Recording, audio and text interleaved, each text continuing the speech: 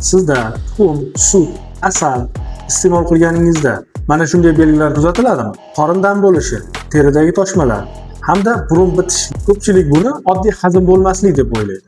Aslida bu esa oziq-ovqat allergiyasi hisoblanadi. Buni bilishingiz o'ta muhim. Eng ko'p allergiya beradigan mahsulotlar bular: sut, tuxum, yong'oq, asal, dengiz mahsulotlari hamda sitrus mevalar hisoblanadi.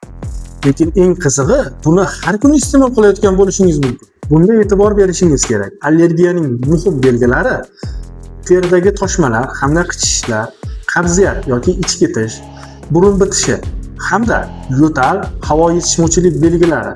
Buni bilishingiz zarur. Agar sizda yuqoridagi belgilar kuzatilayotgan bo'lsa, bir haftaga yuqoridagi mahsulotlarni cheklab ko'ring. Agar sezilarli darajada o'zgarish sezsangiz, albatta allergolog shifokoriga zudlik bilan murojaat qiling.